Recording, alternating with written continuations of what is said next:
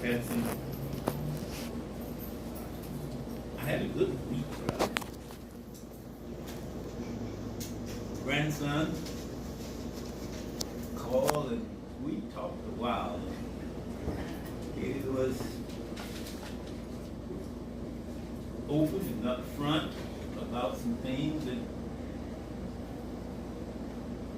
it just did my heart. Gave it great joy. I also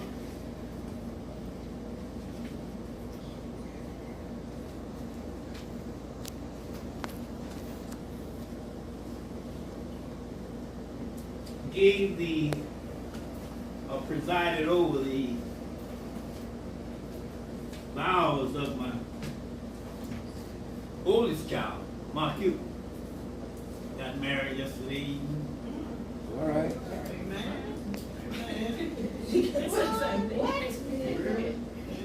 Yes, and no.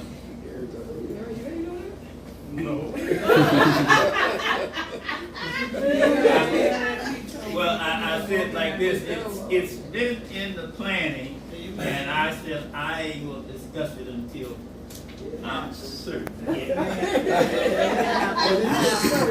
Certain now, right? And it was a true joy. Amen. All right. And then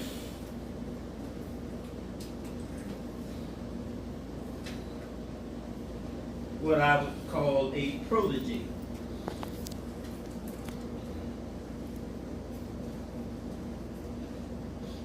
He wants to call me his spiritual mentor.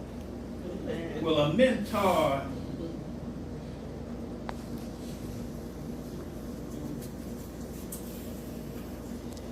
is a trusted person, a trusted servant, a trusted individual. And this trust magnifies itself in the mentee. But the protege is the passionate learner. I will always be a protege when it comes to the Word of God. And this person, we talked, and he asked me to come by and talk with him, and he gave me a time. It's Thursday. And when I got there, some other pastors were there.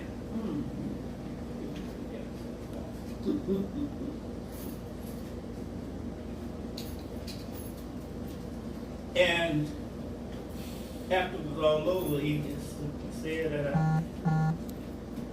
I wanted them to hear about some things they talked about. I wanted to hear what my pastor all about. Well, naturally, I was going to keep my mouth closed. Because you see,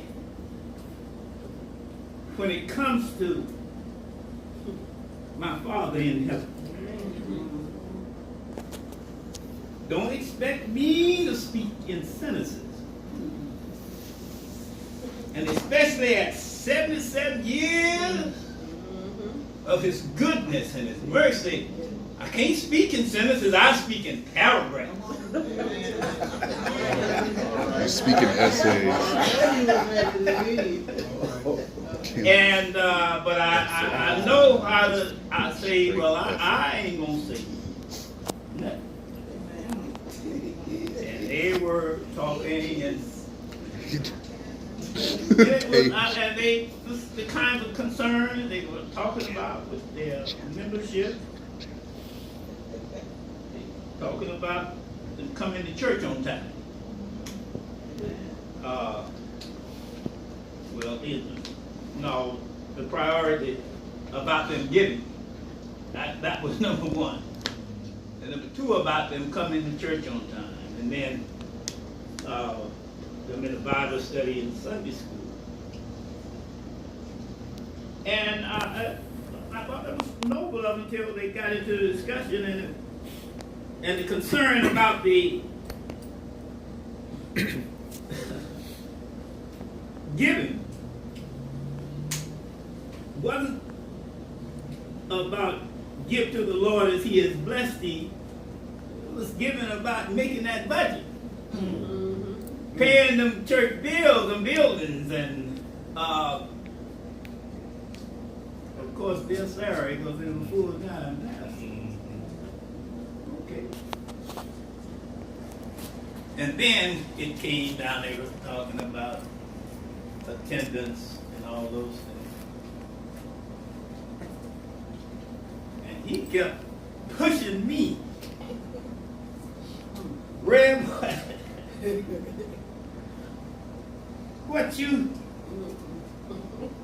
say, what you think?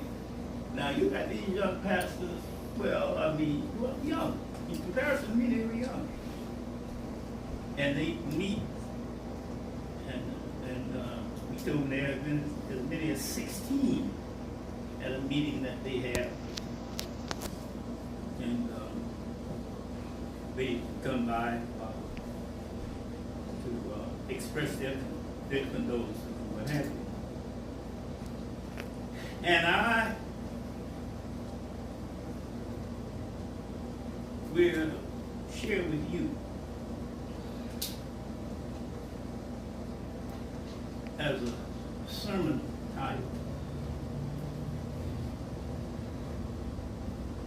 some of what I shared with them.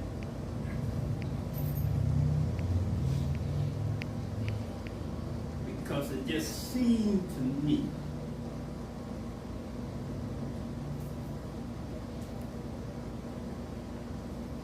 there was not a good, clear understanding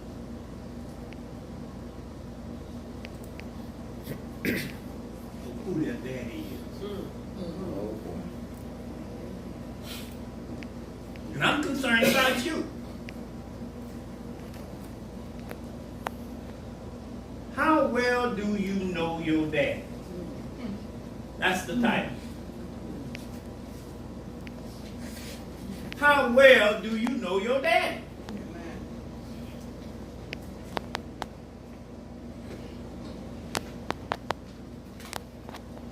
One of them shows Cookie look at early in the morning. I think it's some fraternity or something, but one they say there was a case where the girl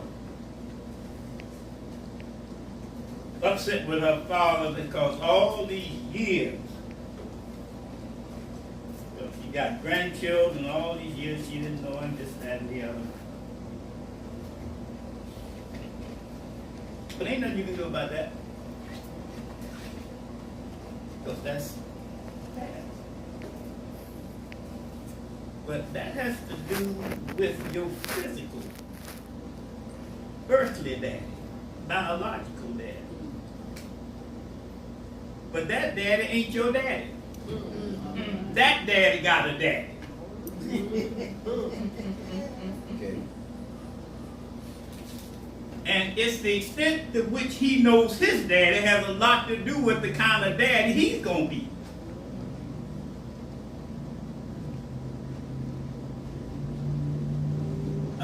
And there are a lot of fathers biologically, but fathers don't make daddies. All daddies ain't fathers. I'll never forget my nephew talking about his, quote, stepfather. Right there at his house at a cookout, said to his biological father, who had come down for the cookout at his biological son's home, and there was a discussion that ensued, and I heard the boy say, "You, my father, but Walt is my daddy." You know, I always walk the, he said, walk with my dad. You see, in the Old Testament, in God's physical call to his people, they could understand a judge. They could understand, for that period, they could understand a king. You know, they said, we want us a king like the other people. They could even understand the term Lord. But they could not relate to or ever see God as Father. Read your Old Testament. Very few instances, mostly in the Psalms, where you will see a reference to God as Father.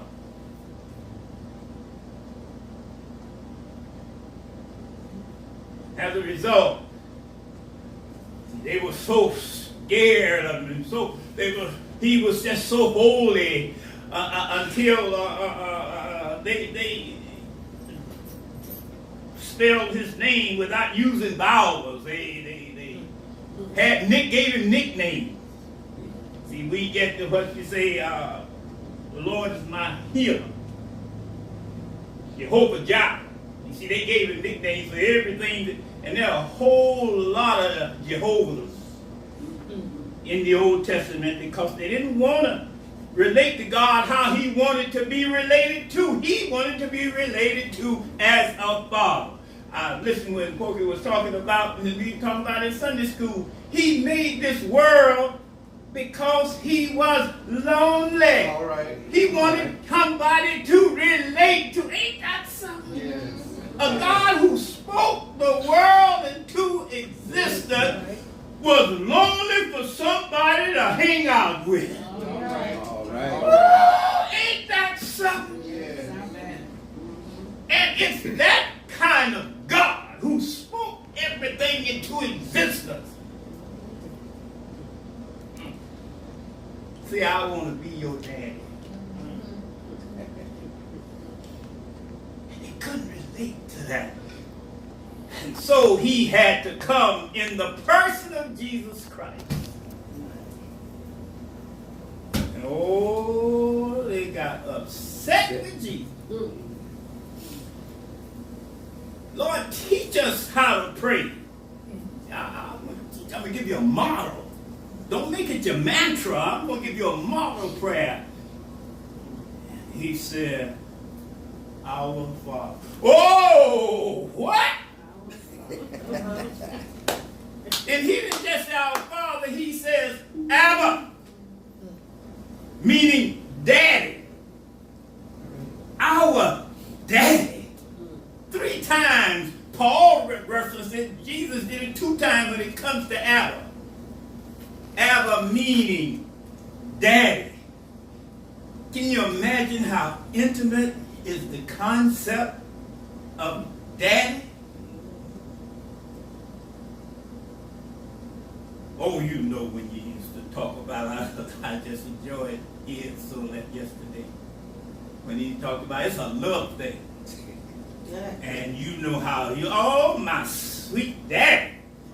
When you met that one, he was just as sweet as he could be. So here we go. Jesus got in trouble for referring to God as Abba, Daddy. He is my daddy.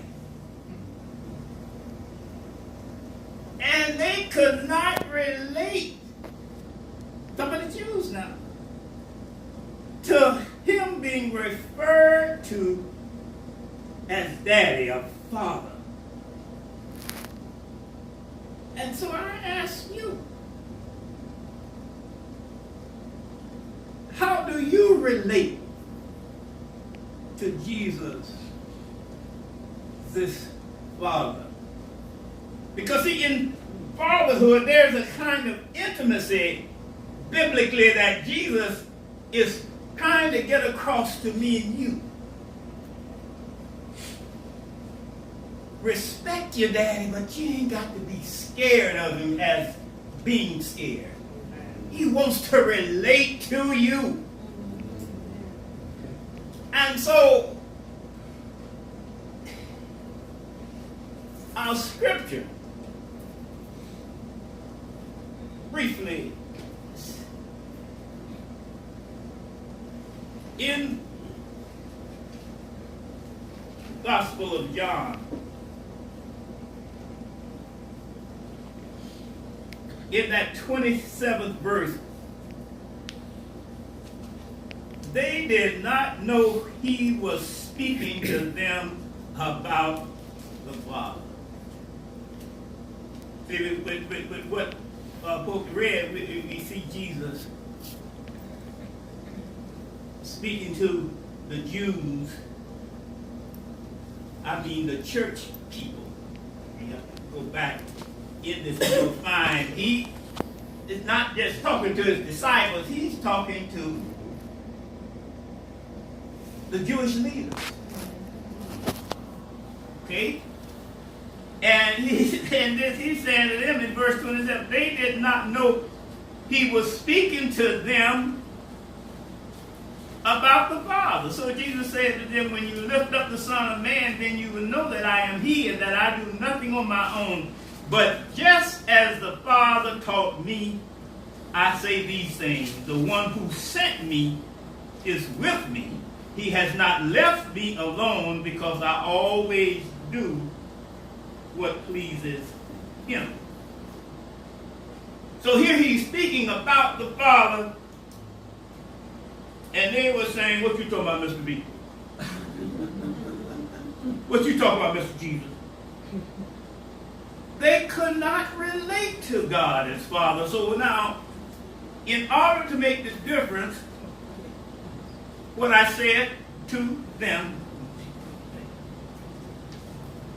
was, you read John 16 and 17. Those two verses, then you can understand who your daddy is and the kinds of things your dad is concerned about as seen in the Father and the Son. Well,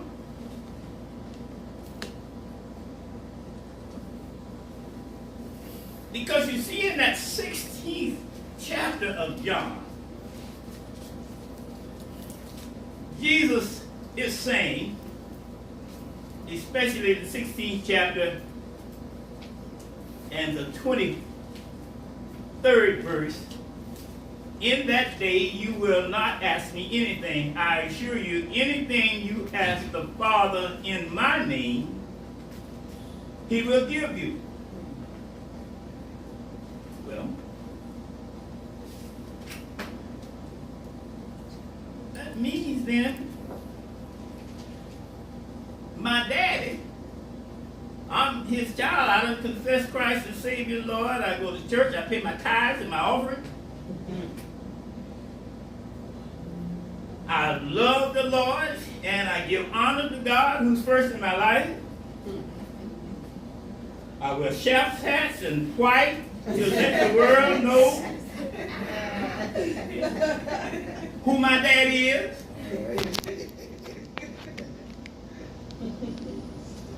And yet you read where Jesus say, in that day he'll say, I never knew you. You ain't mine. You go back to Maury Povich and get another DNA.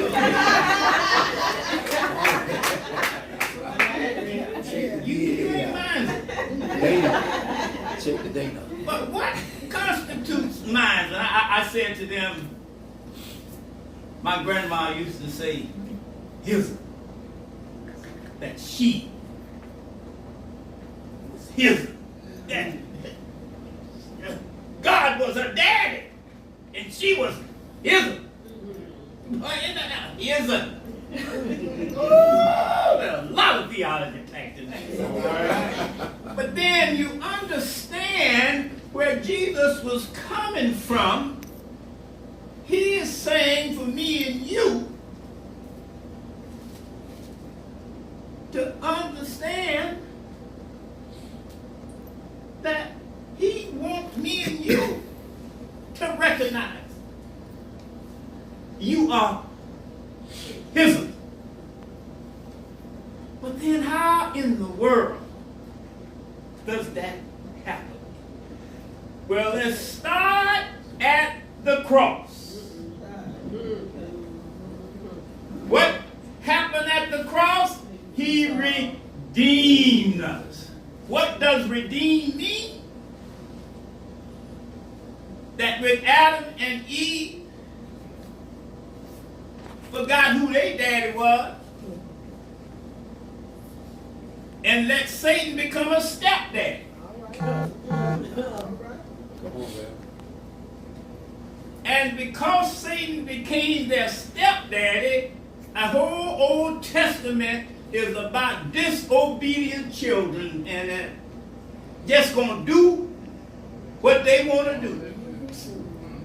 You know that play they used to do with Philly and all of them? And Cookie's Aunt Katie, the one that helped me go back to more, she had that role where they had told her about all her things and that, all the reasons why she couldn't go to heaven, and letting her know that God wasn't. And Katie ran on around and said, I'm going on anyhow. No, it don't work like that. The cross redeemed you and made you a part of God's family. But understand this, that every one of us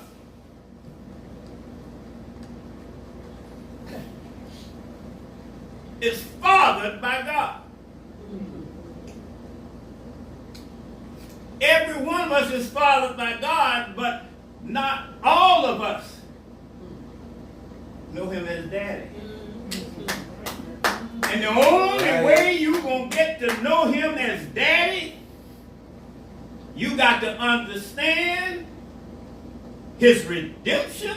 That's the whole theme of the Bible, that he brought you back from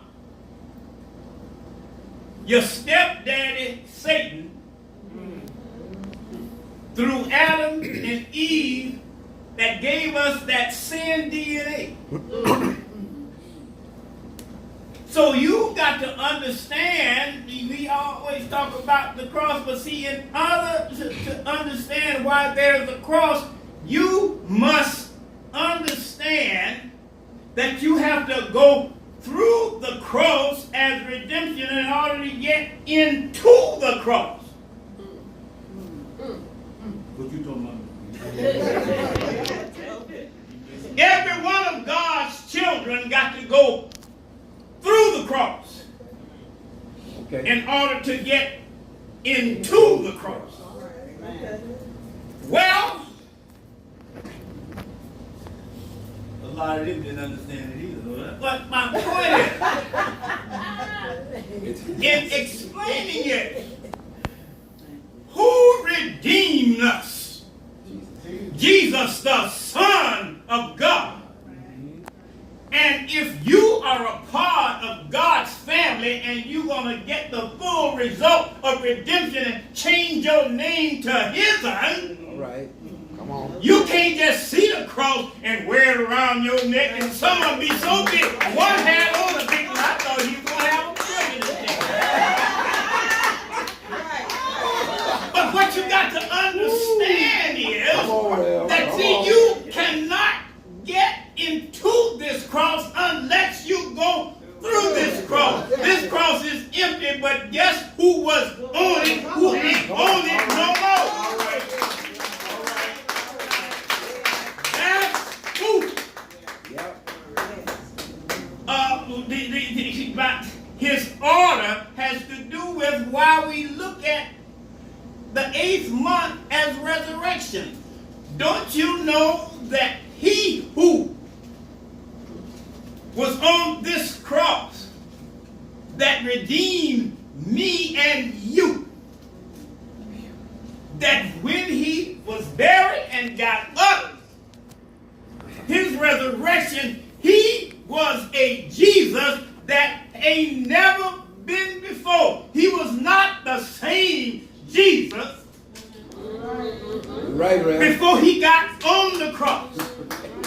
If you are going to be a resurrected body, a living sacrifice, you got to go through what Jesus went through in order to be in.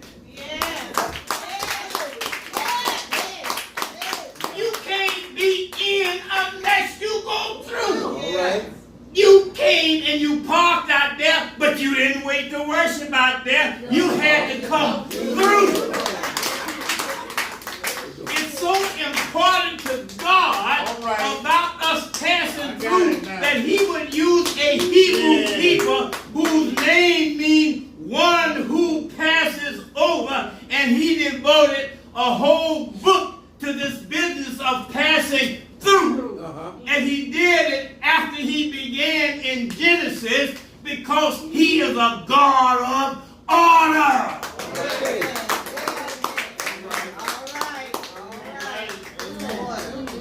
So, if you're going to relate to your daddy, there was something in the Old Testament they called atonement.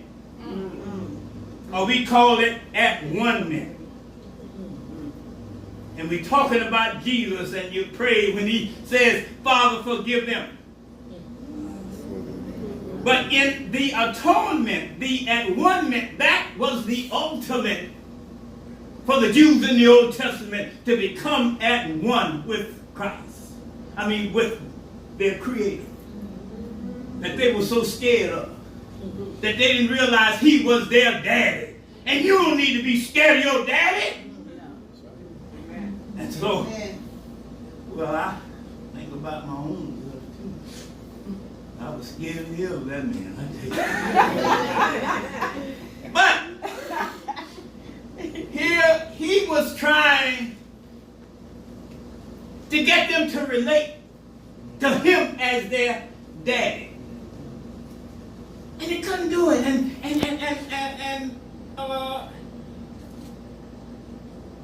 to remind them, the holiest day in the Jewish year was the Day of Atonement, at-one-ment, where the high priest went into what they call a room called the Holy of Holies, to be at one with God. And before he went in there, he had to go through all kind of rituals to clean himself up, because he presented himself as a living sacrifice. He had to go through the Holy of Holies to get into the Holy of Holies with the Holy of Holies. All right. You with me? Yeah. And so they knew of God's power, they just didn't understand it as that and how intimate God wanted to be with them. And so what they would do, they put a rope on him, tied it around. Because if he went in there and God wasn't pleased, he would fall, and they had bells on him too. So if he fell and them bells rang, they wasn't going in there to get him, they was going to pull him out. That's what important about atonement. At-one-ment. At-one-ment with who? Your daddy. You got that? And so, here in the cross, you got to go through it to get into it, to be at one with Jesus. And your daddy don't just relate to you or me as Don, or you the pastor of this church, and I'm the. No, he relates to Jesus.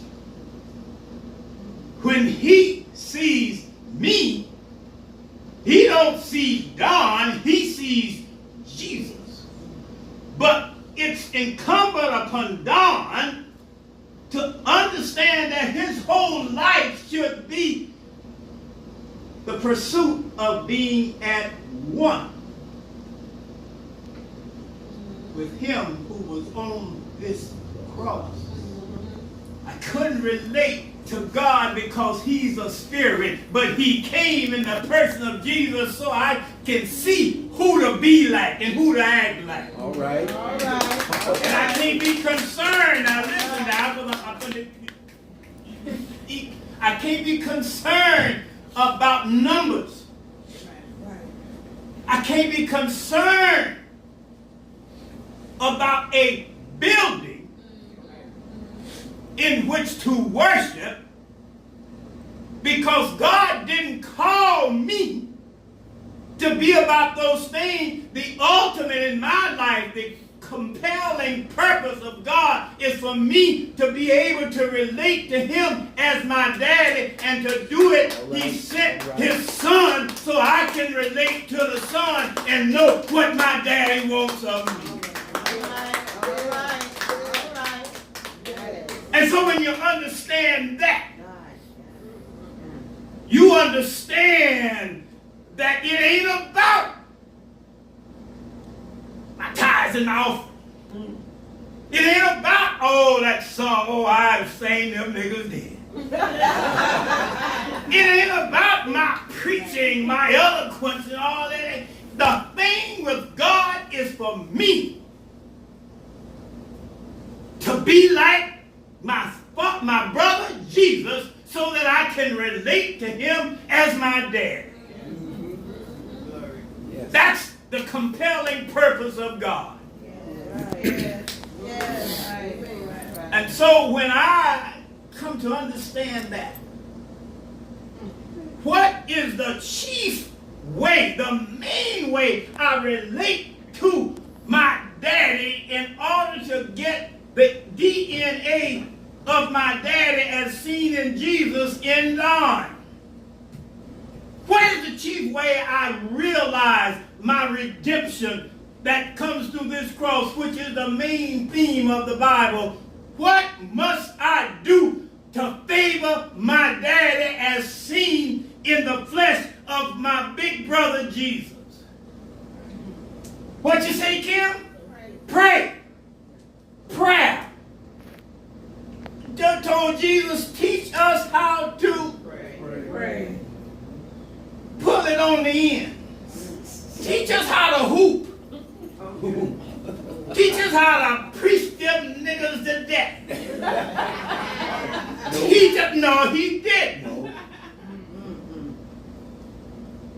Jesus said, that's how you pray. Do you know that your prayer life has everything to do with your life? Yeah. Mm-hmm. All right. Now I'm going to conclude and I'm going to take it home.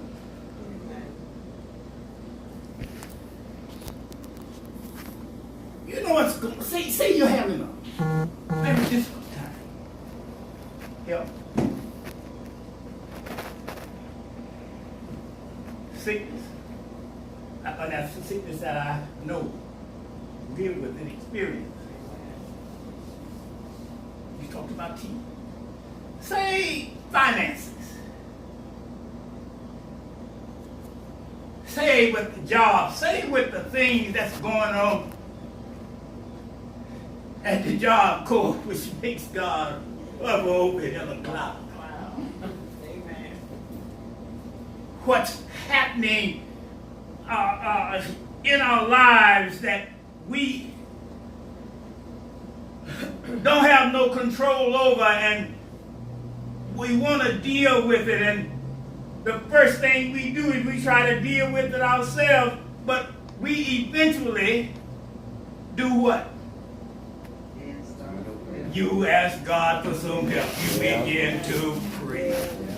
You should have started with praying and knowing that your daddy and what you're going through, he knew you were going to go through it because he came through him first. That's right. All right. That's right. Because he's your daddy. Okay, so if you are going to relate to the intimacy of what a daddy, if you want to know more about your daddy, if you want to know him well, you know what the purpose of prayer is? It's intimate. Intimate. What is the key in intimate? Intimate. I can look at Trump or people on TV and can be doing imprecatory prayers at the same time. What's an imprecatory prayer? Give him Jesus. That's what an imprecatory prayer is. At the job corps, this cloud and whatever is bringing on the cloud, you do some imprecatory praying. It's where you are saved. Give him Jesus. Amen. For your enemies. Don't you bother to try to get even. Do some imprecatory praying. Got it. But you see, the other thing is this. Why are these things going on in my life? This is it. In the 17th chapter,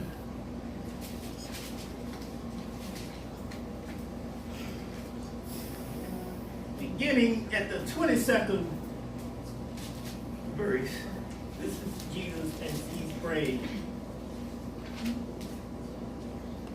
for his disciples. I have given them the glory you have given me. Get this far here. May they be one as we are one. I am in them and you are in me. May they be made completely one, so the world may know you have sent me and have loved them as you have loved me. Verse 24, Father, I desire those you have given me to be with me where I am, then they will see my glory, which you have given me because you love me before the world's foundation. I don't have time to unpack that, but I just want you to understand this.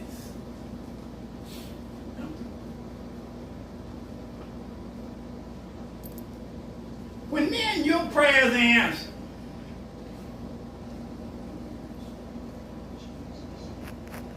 I'm going to be honest, you get a little irritated with God. What's that song, Charlie Brown? Why is everybody always picking on me?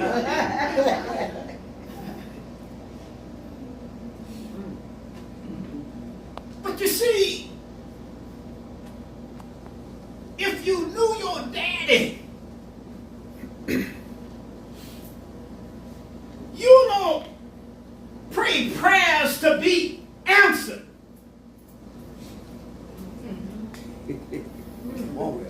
Did it. No, you don't pray to him to answer your prayers. You don't make requests to God to answer your prayers. If you are his own,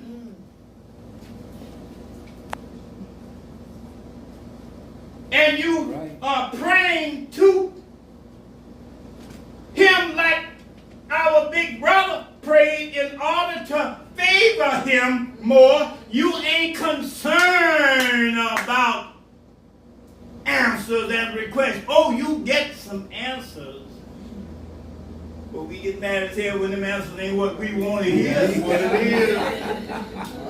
That's what it is. And so what happens is, if you are really favoring, if you are looking like, if you are really in this thing for real, in Jesus' name, and your prayer life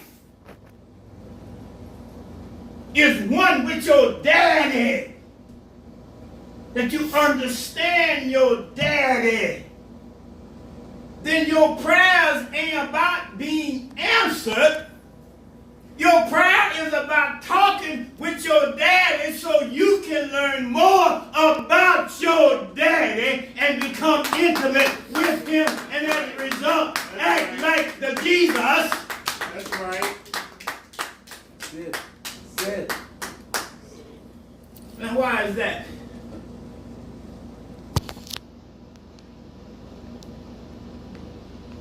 I have given them the glory you have given me. It's Jesus now. May they be one as we are one. I am in them, and you are in me. May they be made completely one, so the world may know you have sent me and love them as you have loved me. There is one prayer God got to answer. There's a prayer God can't answer yes, no, and slow. He has to answer this prayer when Jesus says, I am in them, that they may be one. I am in them and you are in me. The Old Testament calls it at one man. When you really got a thorough understanding of who your daddy is, then you know he expects you to act like your Savior, one who redeemed you from the cross. And if he is the God, he's your daddy, and he has a prayer that he must answer because Jesus prayed it, and Jesus says, I am in him, and he is in me, that we may be one. If I ain't about that oneness, then God ain't answering my prayer. So I got to start concentrating on being at one with him. That's right. And when God sees I ain't doing what I ought to be doing to be at one, he begins to jug at you. Because he loves you and he want to answer your prayer, but it got to be on God's terms in his name. So when you start acting like your brother, then your daddy gonna act like your daddy. And you understand that when you behave more like Jesus, you can understand. God did not call me for him to answer my prayers. He did not call me to public recognition. He, through Jesus, as I grow, my prayers, my prayer life, I try to imitate my big brother so I can look like him to my Father. All right. See, so when I prayed, James and Joyce told me about Jenny's parents when they went up to Howard. I don't know if they still got the same black pastor, Jenny's family. But you know, Francis, I still lift him up. You see, but my point is, I ain't about getting answers. Yes, we'd love to have a place to worship.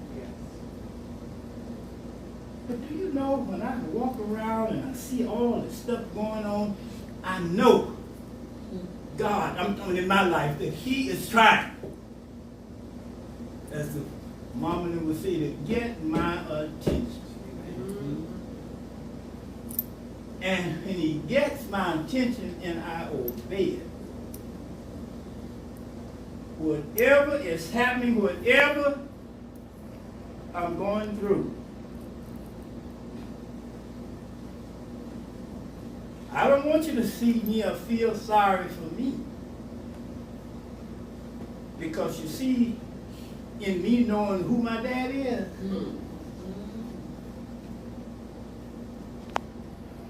when the winner of the golf tournament, he will end, you'll see him kissing that trophy. Was he with me in prayer? in Jesus' name, it ain't about me. Getting answers, getting the recognition, all that stuff. With everything going on with me because of my prayer life, I'm a trophy.